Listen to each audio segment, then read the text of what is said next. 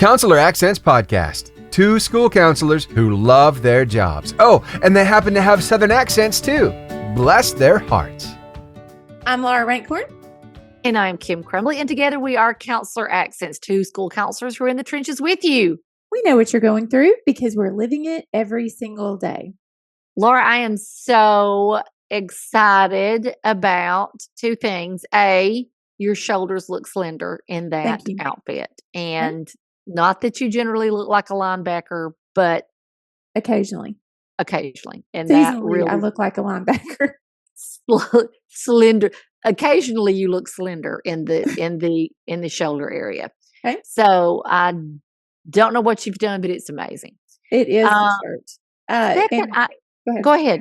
No, with the shirt. Go right ahead. We want to hear all about your. Well, it's actually a dress, and I could stand up and show you how it only fits like waist up. I could show you that, and then you would be less impressed because I'm also running around with a pair of pants because it won't go over these hips that won't lie.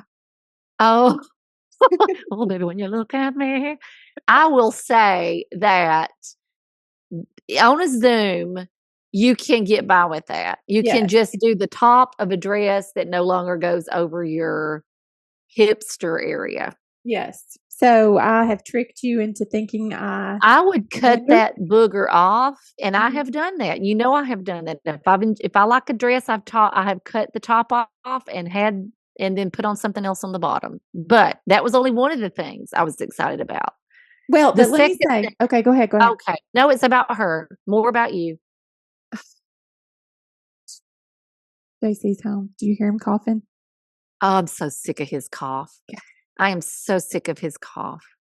What's the second thing you're excited about? I need to be excited. No, I need to hear about how angry you are at your husband because the world needs to know how angry you are at your husband.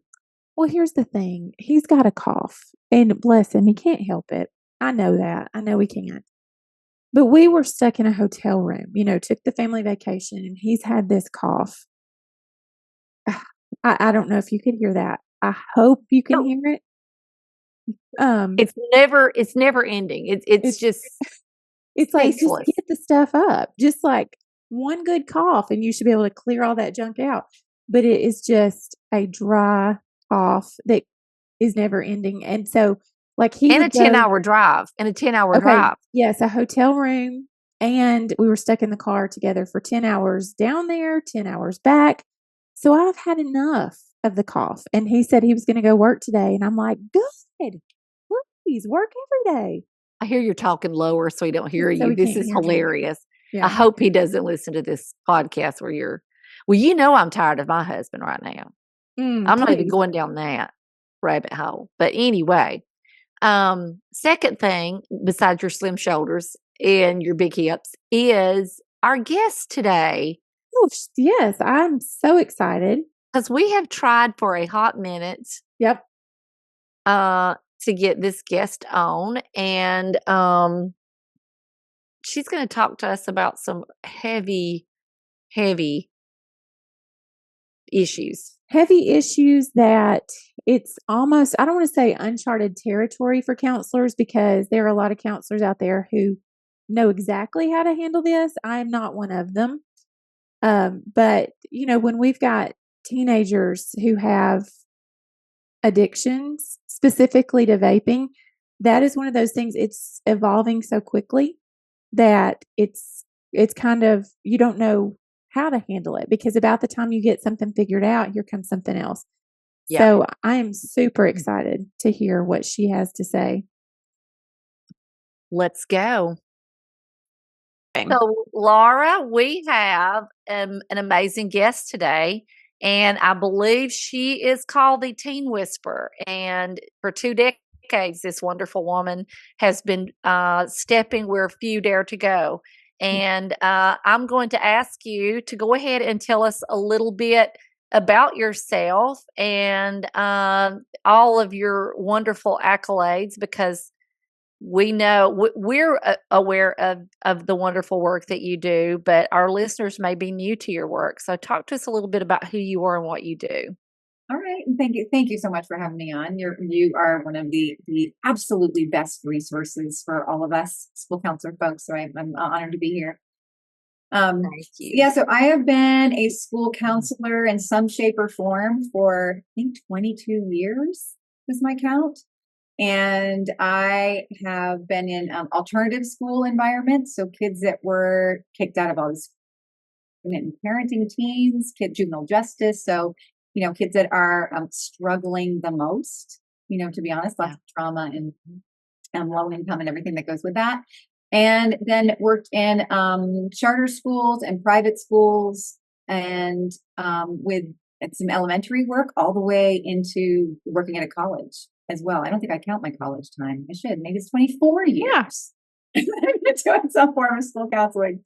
And over that time, I'm also an addiction specialist. So I kind of took some of my life experience, which the short version is that I was a pretty hot mess kid, tween and teen, and that was missed. I went to a school that they didn't have a school counselor, so I became committed to being what I didn't have. And so I was in rehab at 19 with multiple addictions. And so it was a real natural work for me to want to work particularly with adolescents and, early adolescents to prevent kids from going there and intervene early in self-destructive and addictive behaviors. So I've got an addiction clinician license, a mental health counselor license. I'm a certified prevention specialist. I've gotten certified in healthy screen coaching now, because that's one of the top addictive behaviors right now for our young people. So I do some private practice. I do some family coaching. So families are and sometimes school counselors refer families to me when they catch the kid using, and they're like, "What do we do?" And I do a couple kind of brief solution focused kinds of sessions with them to turn things around. And I'm increasingly just doing a lot of speaking and doing this. I'm actually stepping out of the trenches of school counseling in my own school this year for once. And I'm kind of solopreneuring, and I am going to be speaking and consulting a lot more. So schools call me up and say, "All right, our kids are vaping all day instead of learning, or we had an overdose on our campus. Like, what do we do?" And I offer some trainings myself to people in the community, but then I also just bridge them to resources like curriculum and alternatives to suspension. Instead of just sending a kid home to vape all day, what else can we do that actually helps from the roots? So that's what I'm doing. Wow. What a huge resource. Writing a couple books. Oh my goodness. I want to talk about all of that, but I want to start back. It's Kriya, right? Am I saying that correctly? Because that's such a unique, beautiful name. I want to make sure I get that correctly. That's what I've heard, but I don't know if other people are saying it wrong. So talk to us a little bit about your journey. That's so interesting to me. And I had read some about your own addictions, and I can imagine that gives you a whole new insight as to why. But what was your why? Why do you think you were that addictive personality? Yeah, great question. I don't know that anybody's ever asked me that question. Thank you for that.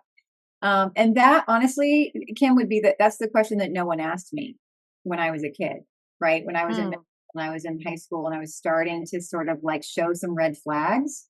No one said, "Hey, what's going on?" I think it would have made a huge difference. But so I think that my why was what's the short version in a couple sentences? I had some big gaps in my my self-esteem, my ability to connect with other people and feel kind of belonging and feel comfortable making and keeping friends, because I actually grew up kind of on the road. My dad was a PGA golfer.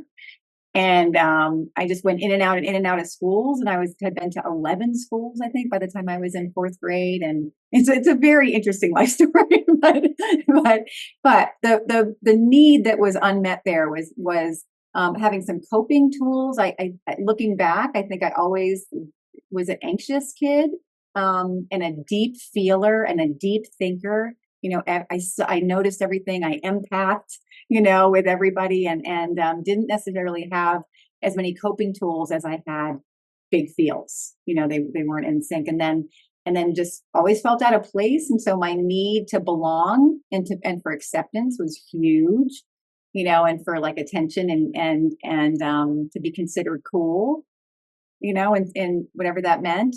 So it was always just sort of this, there was a self-medication to just feel comfortable in my skin, as well as connect me with others when I didn't know how else to kind of belong and fit in. And a sense of identity. I mean, for me, it was in the 80s when there was a lot of identity around like sex, drugs, and rock and roll, and like, all this image of all the movies and the media, like being cool was drinking, and binge drinking and all these movies that I think, we grew up on, and those of us that are 40 to 50s.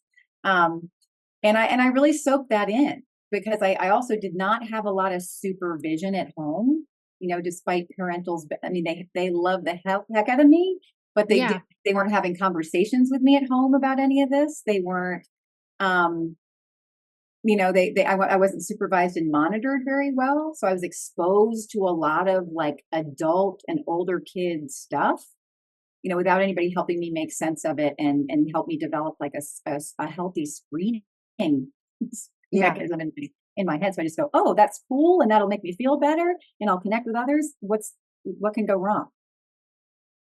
And then I had the genetic predisposition. So and for me, alcohol was my main issue, but I really would just sort of attach to anything that would give me those needs I just talked about, would meet those needs for me. But, and so as soon as it's like, I put it in my body and it was like a switch went on, I was like, yes, I've been waiting for you, it was almost. Oh, wow. Okay. Yeah. That's interesting. Mm-hmm. That's very interesting. So that was my story. And older kids, I had these babysitters. My mom was working constantly 24/7, constantly working. And I was being sort of raised by these older teens that were bringing me to parties and, stuff like that, where I just had older messaging telling me that this was really the cool way to be and the identity to have. And yeah. That's such an interesting story. And really one that I asked that on purpose because I think I was waiting for that story that we get a lot of, which is poverty trauma.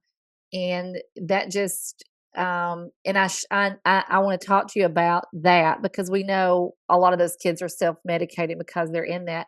But it sounds like we don't need to forget that group, that anxious child, that predisposition to addictions, and that not really having that coping. And then the other thing I hear you say is that I was a high school counselor, and a lot of our counselors on here are high schools that are listening. We're now middle, and I'm elementary also. But when I was a high school counselor, one of the things that I noticed, especially when parents would get their kids in the 10th, 11th, and 12th, they really did, especially if it was their first child, they really didn't know that they're still a child.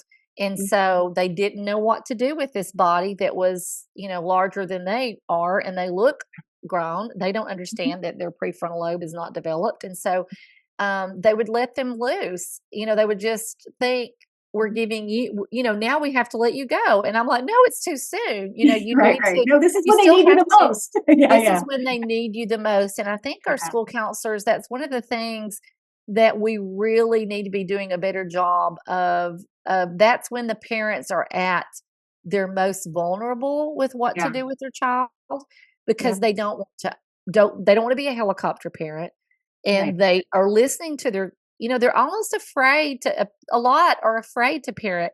And even with my background and what I was doing, I remember my oldest child, me thinking, I don't want to call the teachers all the time. I don't want to do, but really in hindsight, he's a kid. I should still continue those things. Mm-hmm. So I hear that with what you're saying, but Laura always accuses me of hogging the mic. So Laura, I promise you, I'm going to let you take turns with me. Go ahead. Good. Because I was just sitting here fuming, thinking about how you've been talking this whole time. So I'm glad you read my body language. I did. So Kim and I talk a lot about giving a purpose to our pain, or the things that we've walked through, we're going to use them for a purpose. And so at what point did you say, you know what, I can help others with this?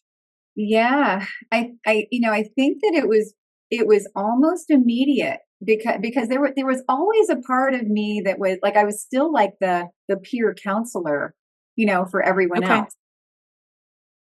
I had some off the rails stuff.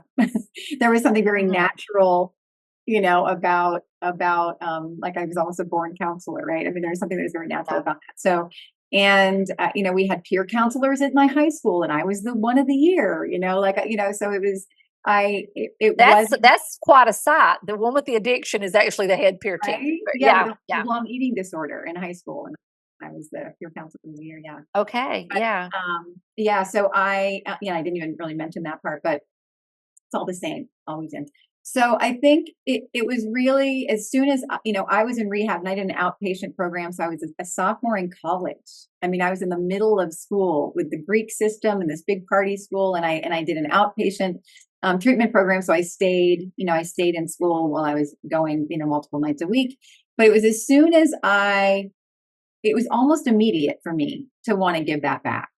And I also started realizing that I think those same needs were met for me in doing that. So like I was kind of an attention, like I really loved attention. I was a big theater person and a stage person. And there was something about that felt good. And I was like, oh wait, I can still get attention in this positive way insteed of for how much I can drink. Now I'm on stage and I'm talking to all of the incoming freshmen, coming to school and telling them my story. Now I'm doing a presentation with the professors about how you spot a kid with a problem. And now I'm doing peer counseling. They were sending kids to me that were starting to go off the rails and having, especially when they were sexually assaultive situations or quote unquote promiscuity related to alcohol. They would send them to me for like peer counseling. Wow. And so I started running the programming on campus, and then they started paying me to do that in the summers. Like, so it was really naturally flowing work. And I just realized it kept me healthy to be giving it back, as well. So it was natural for me to leave school and be like, wait, I can get degrees in this. I can I'm not going to be on Broadway after all, derailed. Instead, I'm going to, And you were up on stage a lot sharing these things. And so we're so full very circle. thankful. Yeah. So you do a lot, more than just vaping, but that is one of the things that seems to be right now. Yeah. Right now. And would you say it's, what do you think that is? Why do you think this has become such a monster?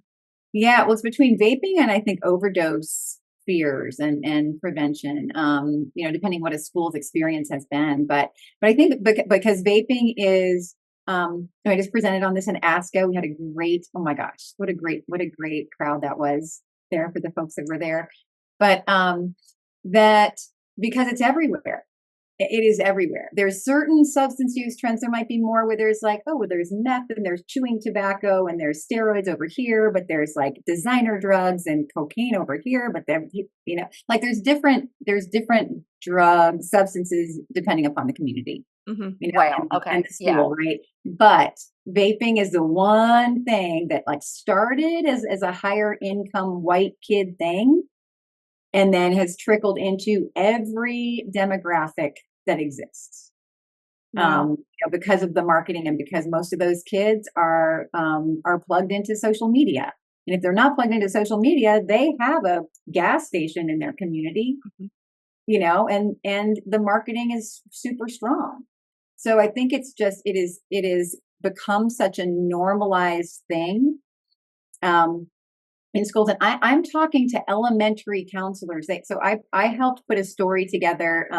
This organization called Parents Against Vaping E-Cigarettes, called TAVE, and they had reached out to me to help them put a story together for Good Morning America, and to tap into my school counselor people and find out what was going on. And I threw it out, threw the net out, and got all these elementary counselors telling me horrific stories about kids as early as preschool, y'all. Wow. Preschoolers just taking the vapes from home because they watch it being done, and they know what to do with them, and passing, like taping THC vapes in legal states, where it's legal, under the seats of the bus, and the second graders are passing it around. Like, holy crap. So it's getting younger and younger.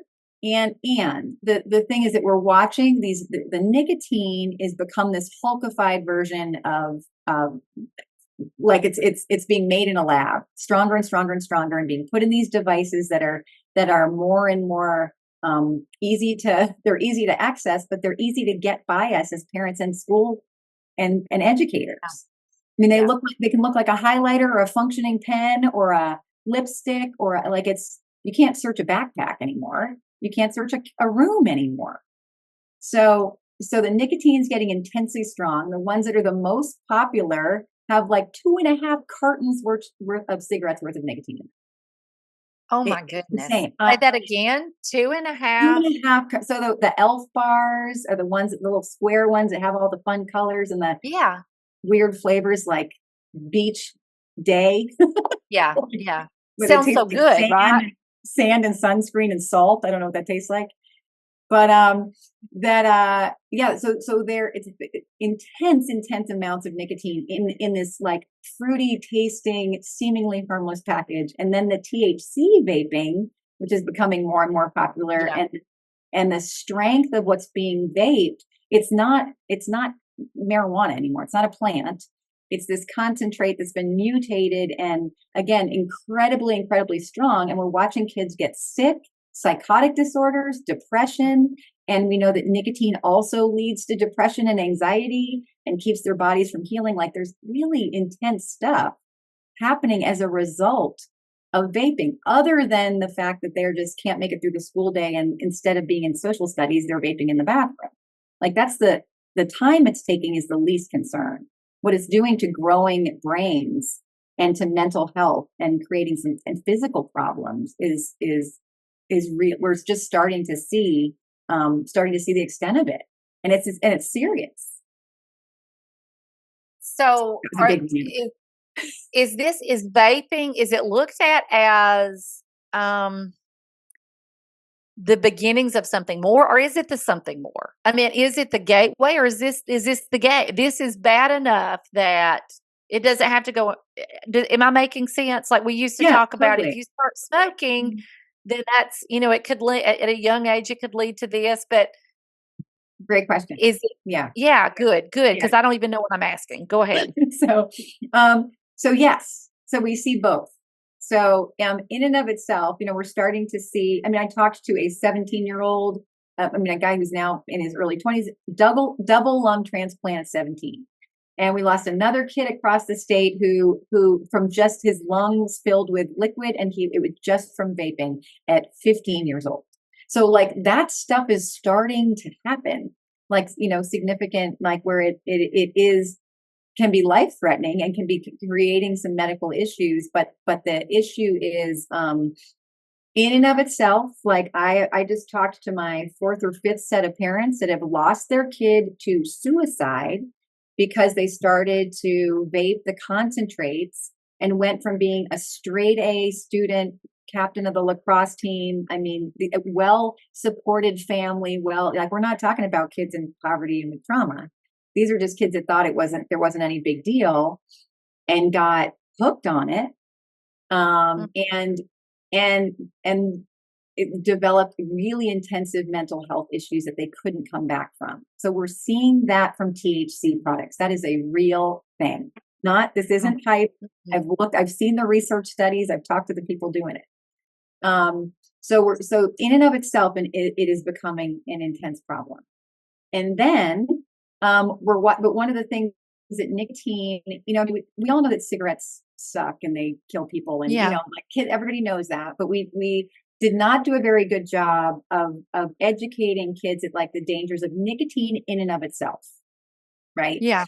So when vaping came along and presented it as like, it's just fruity flavors and it's this thing you can barely smell and it doesn't feel that bad on your lungs. It's like it was. Yeah, that's how it was presented as a healthy alternative. Yeah. And now they've got Zins. If you've come across the Zins yet, but that's the new rage, and you're going to see more and more of those everywhere. But they're just the little white pouches. They almost look like a little piece of gum, and it looks like a gum or a mint container, a little round one. And they just go under the lip so it's not like you don't spit, it's not like chewing tobacco. It just dissolves, and it's high concentrated nicotine. So this is, it's inexpensive. So we're watching kids, even kids that are trying to come off vaping, actually, or at least not get away with vaping, not vaping during the day at school. And so now they are supplementing it with, or replacing it with these Zins. Problem is that we know that nicotine in and of itself disrupts the immune system, disrupts the growth of the frontal cortex and the limbic system in the brain. And here's the part to answer what you're saying, is it seems that nicotine is the ultimate gateway drug. So meaning that it actually looks like it is changing the brain and priming the addictive pathway to make it more likely to be addicted to other substances that somebody uses. So a kid is 10 times more likely to develop alcoholism if they started with nicotine first. If they were an adolescent was a regular nicotine user, they're 10 times more likely to become an alcoholic. That's a crazy statistic. Wow. And that's not just, they're sifting out like, well, is that just like, it's the same, the kid that's likely to drink is also the kid that's likely to smoke. Do you know what I mean? Where it's just kind of that. Yeah. Thing. Yeah. Because they're also showing it with THC as well. And they're sifting out, they're like, no, it looks like there's something changing in the brain, where it's making it more susceptible to other addictions to other substances. And that makes sense. I mean, what we know about the brain, that makes perfect sense. Mm-hmm. Zip it, Kim. Zip it. It's my turn. Okay. It's all I can do. I know. So when sometimes we take turns and we ask our guests to be the moderator to like point to which one can go next. We're not going to put you in that position. We're going to try to be adults. So when I hear this, it feels like a whack-a-mole or something where we think we know, we go to these conferences and we hear about how they're hiding it and stuff like that. And then you tell us that this new product has come out and it just feels like, how do we catch up? Mm-hmm. So I don't know. I mean, what advice would you give to us in the trenches at school? Yeah. Well, this is where I think that we are super powerful, or we have the potential to really make a difference in it, because, as I'm talking to schools administrators and their concepts of discipline, of, their knee-jerk concepts of discipline, which is of course punitive. And it's like, oh, let's amp on, let's add more suspension days, and let's put the vape detectors in, and the vape detectors will catch them when they're doing it. And then we'll shake them down and, look in their lockers and their back. I mean, it can happen that way. And we are, I always encourage us to really advocate for ourselves being in the room in the creation and the revising of policy, because we know we are the experts in the building, for one, on what's happening, where, who's doing it, and why. Like you asked me to start with, Kim, the why is everything. Like we can't, how is sending a kid home for 3 days to vape in whatever stressful environment maybe they're living in, or with their, not meeting any of their needs in healthier ways? It's not helping it, it's doing nothing to address the why at all. And for them to feel worse about themselves and more disconnected from school, right? When we know that school connectedness can overpower a lot of this, that healthily meeting their needs for connection, coping, confidence, and fun and purpose is everything. So that's where, we have the ability, for one, to sort of look at the big picture. And ideally we do this partner with administration of the kids that are already going there, and they're getting in trouble for going there. Like, all right, let's back it up and put this kid on the table. What's going on for this kid, and what can we do on our watch that will help connect them to meaning and purpose and feeling good about themselves and a sense of mastery and connecting with others and coping skills? What can we do? Not to refer parents to, but on our watch. And so we know that creating cessation programs, we can't lead a horse to water. Like in our best counseling, we can encourage a kid to want to stop or cut back. And I can talk about that in a minute, what helps. But if we're going to lead them to water, we got to provide them the water, right? So if we're going to say, yeah, and they go, cool, because we know statistically 2/3 of kids want to quit. They want to quit, that are vaping want to quit. They didn't mean to get hooked. They hate the idea that something controls them. They hate the withdrawal. They thought it was, again, that they were just sucking on a tutti fruity rainbow surprise, whatever. Yeah. And they didn't mean to have it control them, and now they want to quit. So how are we going to help them, do that? Boy, that is powerful. What you're saying is so powerful, because instead of, and Laura and I talk about this a lot about, we can Band-Aid and we can send them off, or we can, home or whatever, but getting to the root of the problem is the only way that we can change. I like that when you said on the table, here's the student. Now what's going on? And the other, I think the other important piece is that we got to cooperate with them, like getting their buy-in.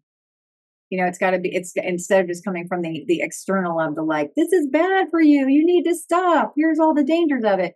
I mean, we know that for them to really want to change, or to prevent a kid that we see as high risk, that we know that their older siblings are going there. We know that they're in a community or in a household or in that where they're watching this happening, and they're most likely to pick it up. Right. Or we see those like risk factors are high for them. Like, oh, they might, if they pick up a substance that fills that hole for them, they're in trouble. Right. Mm-hmm. Like we know we can spot those kids early. Yeah. But it's really about getting their internal motivation, which is, can I talk about that a little bit? Yes. I would love for you to talk about that, because I know that we do the red ribbon, and that we're so thankful that we bring attention to that. But the more I feel like we tell kids it's bad for them, that doesn't resonate. Yeah. So talk to us about what we could do differently. Yeah. So for one, they have to, they need the science, just the research-based information, right? I mean, they are swimming in so much misinformation. Okay. That they do need that like, just like, this is what is shown, this is what it's doing to the brain. This is what it's doing to your healing system. This is what it so especially that piece, like those that do, you might have genetic predisposition to get hooked easier. So them getting that, but the key is, and we sometimes have this ability behind our closed doors, to do this best, where we can have sort of that, for one, like kind of the harm reduction conversation with them. We can take that twist where if we know a kid, instead of just giving that lecture of like, you need to stop, this is bad, you're bad, we meeting them where they're at, to say like, okay, so it makes sense to me, but like I get why you're getting high at night. I get why you're hitting your nicotine vape. It sounds like it's helping you not have to feel or think about your parents' divorce, or name whatever the stressor is that we know that they are numbing out, or that you're enjoying your time with your friends when you get high together. Like you feel more comfortable in yourself, being yourself. Like, so that makes sense that you're wanting to do this. We have to empathize first with that. And then offer, we use all of those motivational interviewing skills that hopefully, we're all gonna get strengthening on, and saying like, all right, well, but here's what I know is that if we don't have a bunch of things in our toolbox, some other things in our toolbox to like cope with our tough feelings, or to have fun, or to connect with other people, like that, we can get dependent on this to do that. And that's, and then it kind of controls us. Like, are you open to just talking about some other ways to meet the same need with me? Can we brainstorm that? Right. Or look like, okay, so how I love scale questions, like the 1 to 10s, so I'll ask a kid like, all right, so I get that you're enjoying this, or you don't have any, you say you don't have any intention on quitting this or reeling this back, but like, so on a scale of 1 to 10, like, how much do you think this is like negatively affecting you? You're vaping. right? Or on a scale of 1 to 10, how much are you interested or considering quitting? And even if a kid says 3, I'm considering it on a 3. Oh, okay. Tell me about that. Why isn't it a 1? Right? Like, what is it doing? And then you get to like that change talk, right? You get to grab that thing where there's a little bit of interest and motivation and kind of pull that out a little bit, right? Or, oh, well, it's only affecting me even if they say 2, right? But you might get a 5 or 6. You'd be like, all right, well, so why is it there? And what would it look like if it was an 8? What would it take for you to feel like you should change like an 8? Like that's how much so starting a conversation about like what does a problem, what does irresponsible use look like to you? What does, and then saying like, okay, well then where are your lines for yourself? What are the lines that you refuse to cross? What are your rules for yourself around this? What's the impact you don't want it to have on you? What are your plans to uphold that? So even with a kid, I mean, again, that's a tricky conversation to have when you have a whole classroom of kids, but with one-on-one, you can be super real about that. And what's amazing is that then, you establish yourself as trustworthy, and that you're not just going to shove your, judgmental anti, thing down their throat. Then they're more likely to have that conversation with you where you can say, well, I'm just curious, what do you know about the effects of this on your brain, especially on your ADHD brain, or on your, I've heard you talk about, your depression. And it sounds like this is really helping you not feel depressed for 2 hours a day when you use it. But what do you know about the impacts on depression? And then, hey, can I share some of the things that I've learned about this, and giving them the, sort of that legitimate information after with permission, right? Like you're going to honor their autonomy and their permission, and they're more receptive to that. So I think that them getting the science-based information, them knowing what their risks are, and knowing that the longer they wait, or the longer that they wait to use regularly, the less likely it is to develop a problem. They need to sort of have that motivation, and then being able to talk about, okay, so then what are you going to do in real life situations? Let's talk about like, what is peer pressure actually sound and look like for you? And not even assuming there's peer pressure. Where do you get the messages, like the pressures to use? Because it might be at home, not from their peers. It might be from media. It might be from all 3. So ask them, what are the messages that you get about this? And what impact do you think those have on you?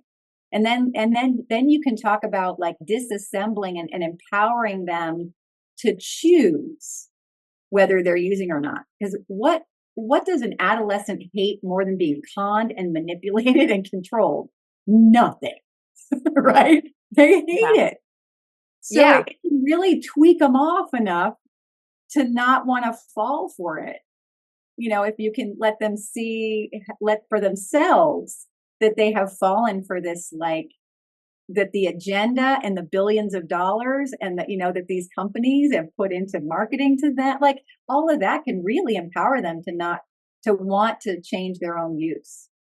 And then they've got to have the alternatives, right? Oh, the other piece, the one last piece I want to share is talking about values and goals is golden. So helping them to explore, like, who do they believe in being? What do they believe in? What do they value? And getting clear on those things, and then being able to have the conversation, whether it's prevention or intervention, of like, all right, so how is vaping, like, I get you say it's leading to fun, you value fun and adventure. Cool. Like, so I get that it's helping with that, but are there any ways that it's conflicting with that value for you? And have them go like, well, now the school is all up in my grill and they don't trust me to do anything. So now I couldn't go on that field trip, and my parents are, have me on lockdown and the bars on the windows now, whatever. Yeah. And it's like, oh, wow, it sounds like it's backfiring too. Right. And so no wonder you're the teen whisperer. Listen to you. This is great with your kids too, by the way. I'm soaking this all in. I'm like, this is some really good stuff. And it sounded to me like this would this could be used for more than just vaping, those same conversations, whatever. 100%. I talk about it with about gaming, about self-harm, about social media and phone use. Like, how's it working for you? How's it working against you? How is it helping you be who you want? How is it maybe conflicting with who you want to be and what, and what you believe in? So, and I will draw that out. I call it the two roads kind of exercise or whatever. And I will put on a piece of paper and say, okay, so if you keep on doing, like you're not arguing with them against what they're doing. You're saying, all right, so if you keep on doing what you're doing, let's just keep on tracking this. So what's that looks like for you in a couple months? All right. So what's it potentially, possibly looks like for you in a year from now? Let's keep going. And then all right, so what if you made just a shift in it? And whatever that shift is, maybe you say you're only going to do it once a week. Maybe you say you're not going to do it at school anymore. That's the shift that you're going to make. Whatever that is, let's track that out. How could that look different? I'll put it on a piece of paper, for my visual kids. And it can be a really simple, powerful, again, it's about, they have to get it from the inside because we just can't control it from the outside anymore. There's no parental controls. There's no supervision and monitoring. Yeah. We do our best, but it has to be from them. And peer education and peer-led programming, I cannot stress enough. You get the kids that have gotten in trouble. Part of what they're doing is giving back service of being on a focus group of what got you here. What do you think would make a difference for kids to hear, and learn and do on our campus that would keep them from going there or help them change their use? Wow. I love that. I love that. That is such a great rubber meets the road is get those other students that they're going to look up to or and say, hey, I've been there, done that. This is how I've overcome. Those students sometimes feel like, okay, well, I've blown it and I've gotten this bad reputation. What a way to restore them back to a leadership position by recognizing, hey, you know what? You did this and you can help others through this. So I think that's for me. Yeah, it worked. That's exactly what I was thinking. I'm that was the thing that turned the tables for you. And you're so knowledgeable. I have to ask, at what point as school counselors do we say this is over our head? We're not therapists. At what point and what resources do we send parents to? I know that's going to be county by county, district by district. Yeah. So what do we do as school counselors? Where is it over our heads and we need to say, okay, this is now running into the therapy lane and we need to get help? Well, I think certainly when it fills that criteria as a use disorder, when a kid is, especially a moderate and severe use disorder. And some of the, we'll talk about how I can make sure on the that my resources are right. Pretty complex because I've actually got an extensive list of vaping resources for school counselors that is really, really rich, and it's just a link. And I'll make sure that the listeners and the viewers have that access to that. But I think that's amazing, and thank you. Wonderful. Yeah, and on my website I've got things for parents and for counselors and educators. But so I think, that one of the tools that I'll use with the kids too, and having conversations with them is I've got I create a self-assessment, that is a use disorder, basically ask the questions that are the criteria for a use disorder, and they can use it for gaming or use it for self-harm or use it for substance use. And so they're kind of diagnosing themselves. And it can be really helpful, I think, for both of us, for them to say okay, well, it says, all right, so it, 6 or more is a severe use disorder. How do you feel about that? That can be a springboard for conversation, but it's also helpful for us to know where they're at with it, how significant is it? And is it things that we can just talk with staff and village up and talk with parents and figure out how to if they just get a little shifting of meeting their needs in healthy ways, they're gonna be just groovy, likely, or are they self-medicating trauma or depression or anxiety that is way beyond what we can give them? is their way out going to be, they're going to need more intensive stuff, or they're really entrenched in this in a way that is, it is their peer group. It is happening at home. It is also self-medicate. Sometimes it's just like, wow, that's bigger than just us. Right. Yeah. So, ideally, I love when a school can have an addiction specialist. And some communities, we fail to tap into the free, or resources. Like there are prevention coalitions and prevention agencies and substance use agencies in town that sometimes have like outreach departments that can come in and do programming in our schools and can have prevention specialists or have early intervention, people that can come do some like counseling with a kid on campus. Yeah. So yeah. I think running a cessation group on campus is a great idea.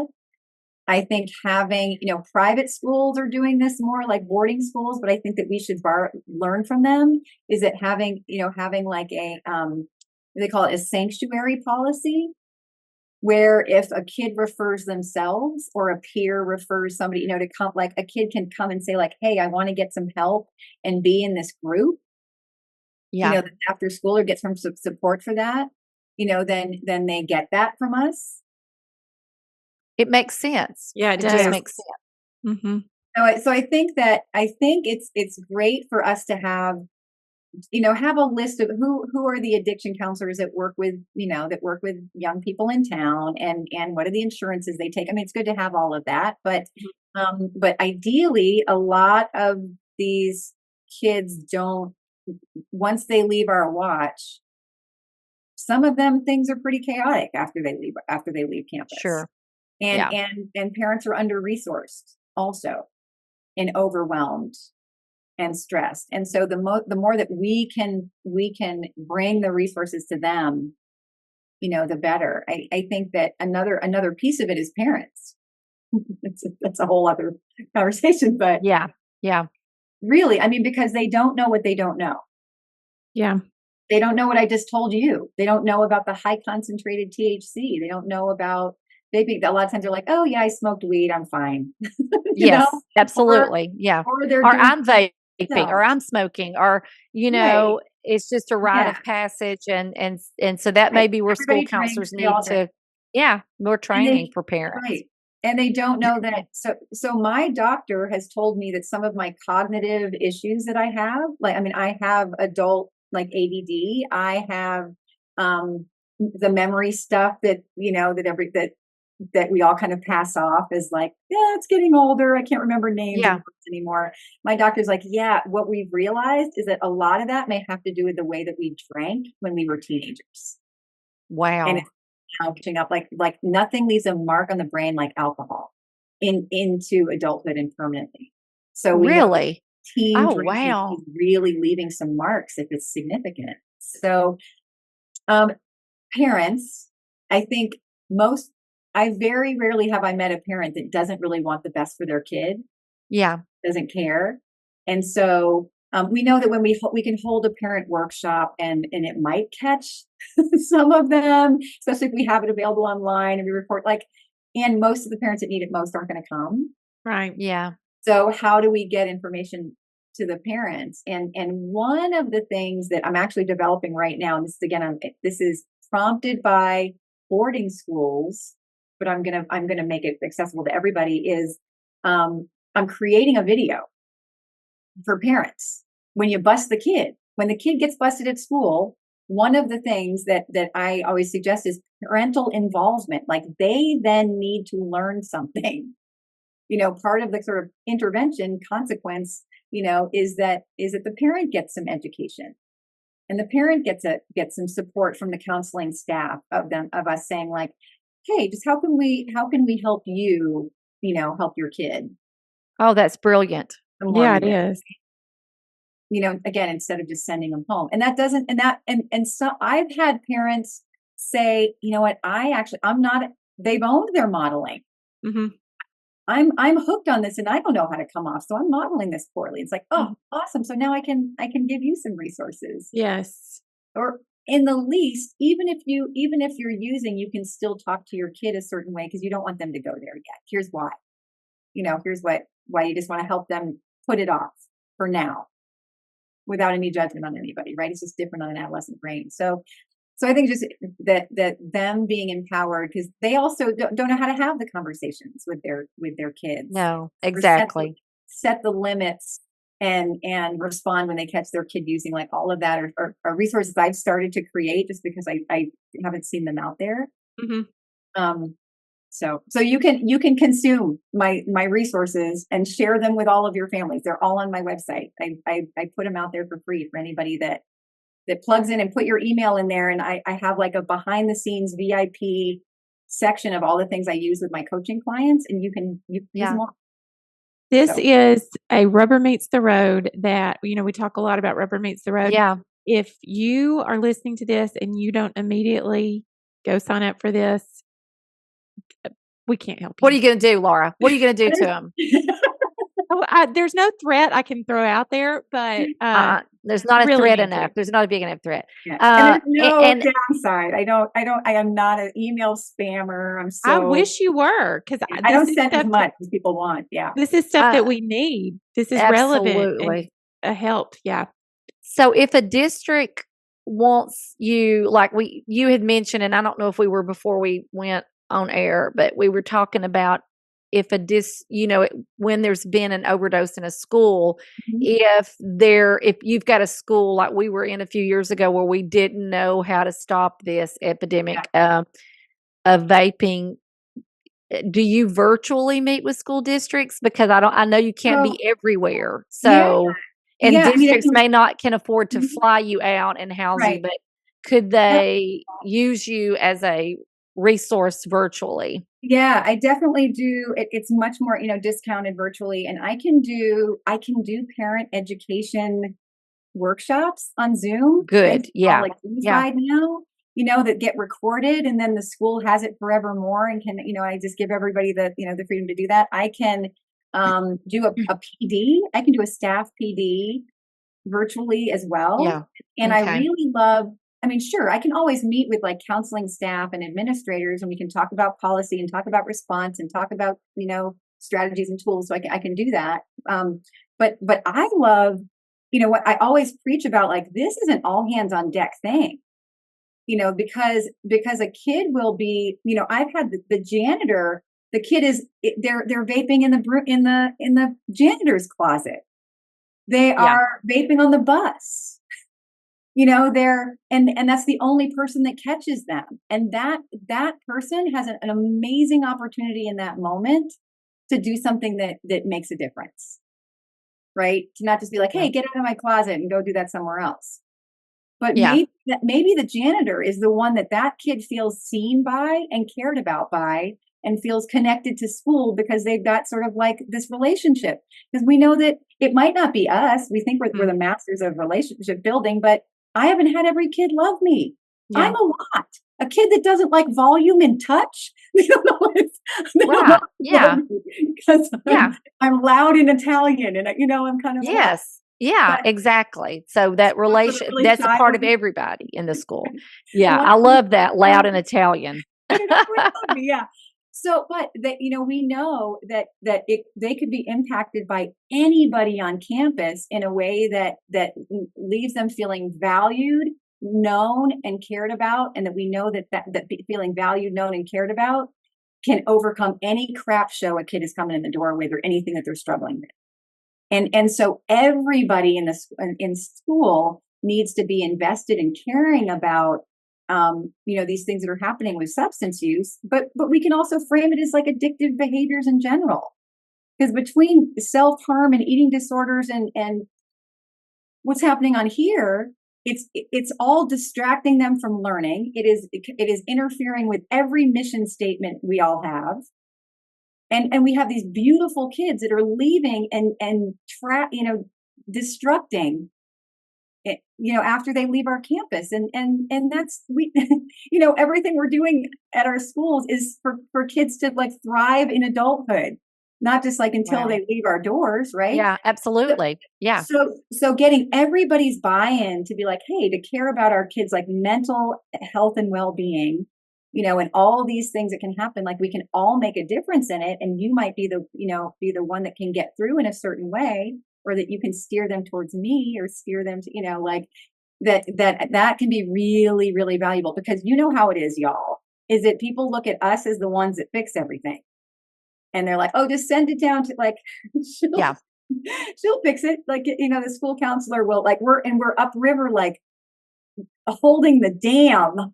Yeah. That's a perfect image. So it doesn't spill out everywhere, but it's really, really, really exhausting to do that. And it's way more powerful when everybody sees, oh, wait, we can weave education on adolescent brains and education on the addictiveness and how they're all wired for addiction in middle and high school, like no other time, for habit forming, like no other time, because of the malleable brains.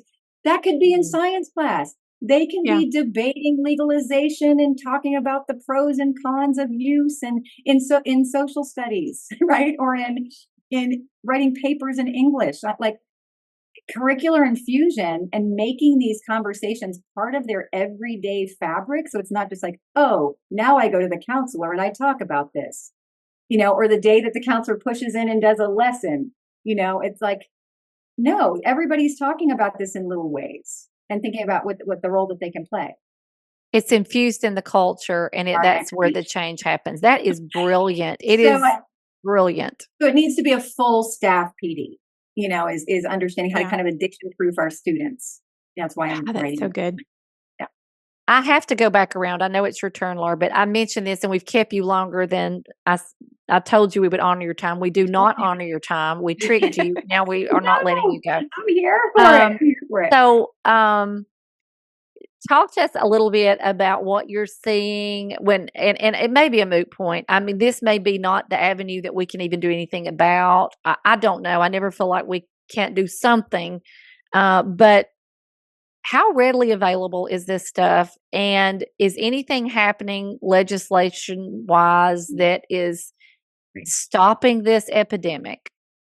It is so different in every state, right? Because we're seeing legalization that's medicinal, that's, quote unquote recreational, that's, and there's some communities where, like, police do something about it. There's some where they'll stop a kid and be like, hey, don't do that. It's so individual.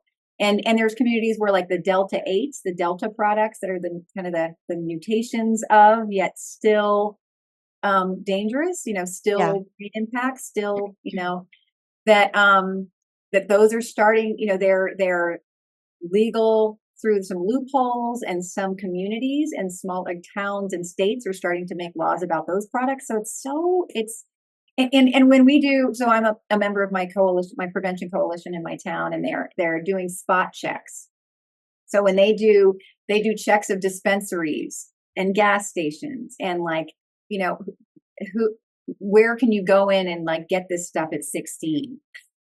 Yeah. Some of these legal things, or where, and it varies by community, about where it's more lenient and it's easier, because kids can get stuff online. It's not that hard to, go through the age verification to trip those systems and get stuff just online. So I think that, what kids are saying is it's getting easier and easier to get things. There are some processes, and this is in my resource list. I actually have some advocacy places, some places where people, like Parents Against Vaping, for example, they have this poison program where a lot of the nicotine vapes, the ones that I said are 2.5 cartons worth of nicotine. Yeah. They are illegal in our country. They're not even legal. Most of them are being made in other countries, and they're coming here illegally, and so you can actually report people that are selling them, places that are selling them. So we hope that there'll be more advocacy to work to push for the laws. I mean, the FDA came in and tried to put bans on certain products, but they haven't followed up with putting any teeth in any of that. So it's really up to us to advocate, I think to advocate locally, and at the state level, for legal shifts and things. Well said. Well said. Everything that you said. This is one of these episodes I want everybody to hear. It's so important. Um, I I thank you so much for sharing your knowledge and wealth of knowledge, and for giving us, some rubber meets the road things that we can do. And I appreciate you so much for coming on and being with us today. She was amazing. And when we knew she would be, we've heard a lot about her. One of the things that surprised me was her own life story. I really wanted to just stop everything and do one of our Everybody Has a Story podcast. The same thought. Yeah, I was like, how do we log this one? Is this an Everyone Has a Story, or is this what is this?